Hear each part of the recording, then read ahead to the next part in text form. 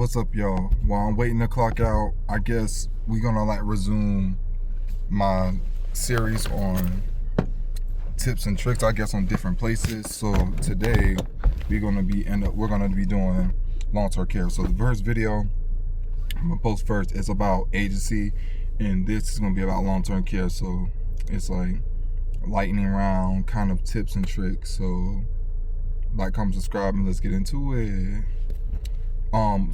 I think one tip that I have that I did today that I be forgetting to do, but I live in Florida, so I can't do as much, is have your vital signs and your bag and everything packed. I feel like today when I get off, I'm going to go buy a extra set of vital signs, pens, notebooks, all that for my nursing bag, and have it prepared, because it's like every time I go or leave somewhere and come back, I'll be forgetting something. Like I will forget my blood pressure cup, I'll be forgetting my thermometer, I'll be forgetting this, forgetting that. So I just like to bring an extra second set of everything just in case, because one thing I do not like as me being a nurse, I hate being unprepared. Like that's just me. That's a me thing. When I'm like unprepared, I'm like in a patient phase, and I'm like I don't have the equipment that I need, like a new stethoscope and all that, like a second set of everything. So that's just me. You're gonna have to spend extra money.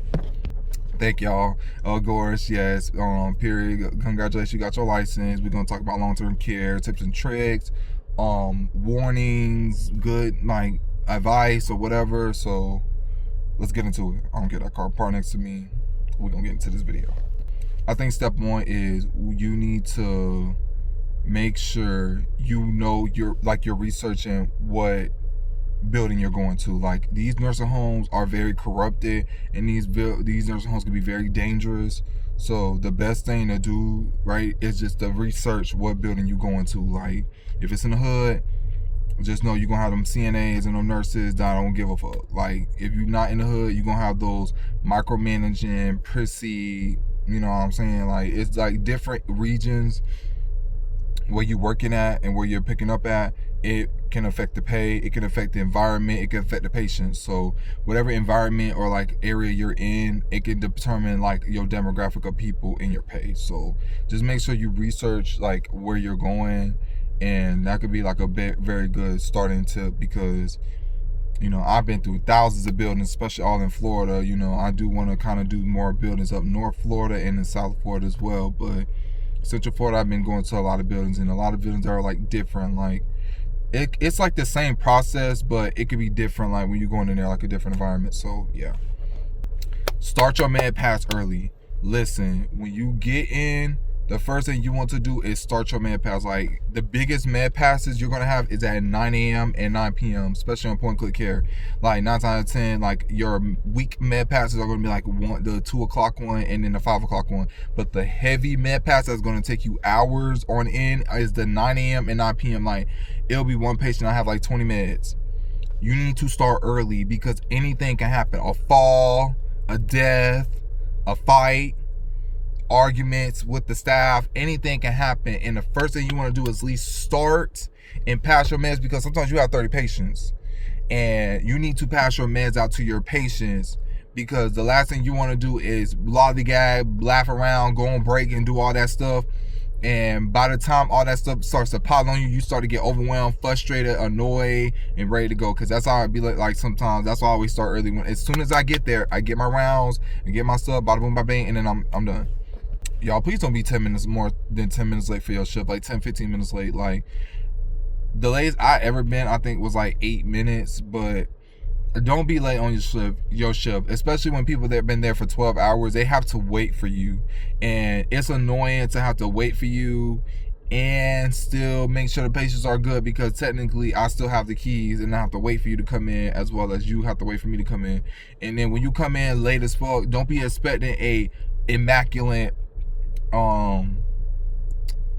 rounds or immaculate report. I'm gonna write my report down and I'm gonna detail it and I'm gonna hand it to you, and you could do your walkthroughs and everything, and let's count, because I just want those keys out my hand. And it's like one time, I'll tell you a little mini story time before we go on. It was this nurse, African nurse, like this nigga, sorry, I'm gonna have to cut that off. This man literally would come in 3 to 4 hours late, and when I tell you I snapped, one time because it was starting to get on my nerves because he started to take advantage of coming so late, and then that's when they ended up firing him. So I ended up quitting that place myself, but I was just annoyed with because I'm not gonna keep working 16 hours every day or every other day because you want to come in late and you want to lollygag and do what you want to do. So no.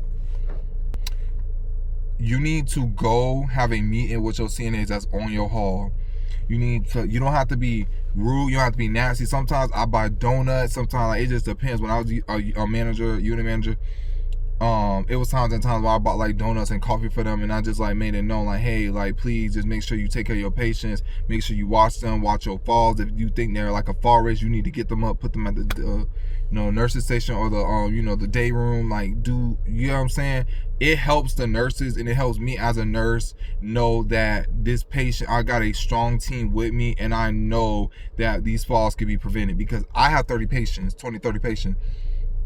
I can't stop what I'm doing to worry about one patient when I have 29 other ones that need my assistance. So the CNAs be having 10 people. I have 30. If I have 3 CNAs and one of me, that breaks the work evenly because I can't watch all those patients 24/7. It's you have 10 patients, so you have 1/3 of what I have, so you have a more of a chance to catch things versus me.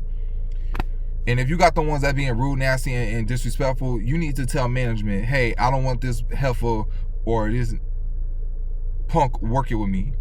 Like, this attitude and all that stuff, I don't have time for, because I have a bad attitude too, but I don't got time to work with nobody like that because people like to be petty, people like to go missing for hours, people like to steal time, people like to do all the uttermost but won't take care of their patients. I'm good. I don't want no nonsense like that where I'm working because those are my patients. If it's something happen, I'm going to have to want to do all the paperwork, getting cussed out by family members, everything, and, cussed out by management. Y'all don't have to. So, with that being said, just have a strong team with you. If your patient is missing, or if your patient is like at therapy or something, write their stuff down and skip and move on to the next person. Do not sit there and walk around and wait. If they tell you, hey, the patient is at an appointment, hey, the patient is at therapy, that is it. You cannot keep stopping what you're doing because that med pass will take you forever. You can't keep stopping what you're doing to look for a patient, this and that. If it's a patient missing, that's different. That's an elopement and all that. But sometimes patients be off the floor. Sometimes therapy have them, and it's like you can't just go walk in, disturb therapy just to hand them some meds or hand them some glucose shot. Not glucose shot. I'm stupid. Insulin shot. You don't do that. Just wait till they come back and you can do it in. Simple. Is that simple? Flush your tube feeds. Flush your urinary catheters. Flush them because I'm telling you, they always be gunked up and blocked. And the only way to avoid that is if every shift just flush it. Like, it's not that hard. When you turn off the tube feed at 10 and pick it up back at 2, flush the tube feed. Flush it from time to time. When you're giving a patient medicine, flush it first and then get the medicine and flush it again. People just literally pour the medicine in and don't flush it. It's particles, sediment. If it does not get flushed, it's going to gunk up and clog up, and then boom, now their stomach gonna be bloated. Now there's gonna be a problem. Now you gotta take out the G tube, put another one in, and then maybe you have to send them to the hospital. Then you gotta get x-rays. It's so much unnecessary nonsense that you're putting on yourself by just doing that. Simple. Smile and speak. It's that simple. When you walk in, hey, how everybody doing? Everybody doing good? Okay, my name is Keon. Go speak to your residents. Go speak to everybody. Go ask your residents. Me, I specifically go in my patient room and ask them, hey, do you want your medicine? You don't want your medicine. Why you don't want it? That's it, and I document it. I'm not finna go back and forth argue with no patient about why they're not taking their medicine. They don't want to take it. That's not on me. That's above me. If they don't want to take it, they say, I don't want to take it because of this. I don't want to take it because of that. I'll try to explore it. But if they just being not budging, if you keep pressing them, they're going to cuss you out. So in order to you avoid doing that, especially at long-term care where they quick to put a grievance on you, don't argue with the patient. Just let them, that's their right. If they don't want the medicine, they don't have to get it. Okay? Okay. Unless it's dialysis. If they start doing that nonsense about, because I had a patient that did that, and guess what I did? Send his ass out. With dialysis, that's different. That you can't refuse. If you're going to refuse, it has to be like a physician, like documentation, anything, because that's on you if something happens to that patient, because all they're going to say is why did they miss dialysis? What are you going to tell them? He didn't want to go, he refused? Well, did you call anybody? No. We're going to do a part 2 because this one is a little bit longer, but we're going to drive to You know, we're gonna drive and then we're gonna talk.